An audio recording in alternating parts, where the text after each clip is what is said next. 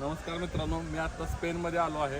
स्पेनमध्ये मी अशा ठिकाणी आलो आहे जिथं वाईन तयार केली जाते द्राक्षापासून बनणारी. इथं शेजारी त्याची फॅक्टरी आहे आणि हा एरिया तुम्हाला पटणार हे सगळी द्राक्षाची बाग आहे. ह्याच्यामध्ये जवळजवळ हा 100 एकराचा एरिया आहे. सर्वत्र तुम्हाला बघायला मिळतील द्राक्षाची झाडं मिळतील. त्याला फळ पण आहे. हे फळ बघा, हे द्राक्षाचं फळ आहे. हे साधारण ऑगस्टमध्ये हे फळ तयार होतं बरोबर. आणि ऑगस्टमध्ये ह्याच्यावर रिफायनरी करून ह्याच्यावर वाईन तयार केली जाते. आपल्याकडे हे झाडं बांधलेली नसतात. ही तुम्हाला पटणार नाही, ही झाडं जवळजवळ 80 वर्षापूर्वीची झाडं आहेत. हे पुन्हा बघू शकता तुम्ही, 80 वर्षाचं झाड आहे. एक झाड आहे त्याचं द्राक्षाचं. हे झाड एक इथं ह्या बाजूला इथं फॅक्टरी आहे. तिथं तयार केली जाते वाईन. आणि वाईन अशा प्रकारे तयार केली जाते. त्याचा जो रस काढून ह्याच्यामध्ये प्रकार आहेत. 9 महिने, 2 वर्ष, 3 वर्ष अशा प्रकारे ते ठेवून ते हे करून ही वाईन तयार केली जाते.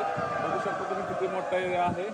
आपल्या महाराष्ट्रात नाही आहे. फक्त ह्याच्यात फरक काय आहे, महाराष्ट्रातली झाडं बांधीव असतात. ही झाडं बांधीव नाही आहेत, प्लेन झाडं आहेत आणि 80 वर्षापूर्वीची ही झाडं आहेत. ओके, धन्यवाद.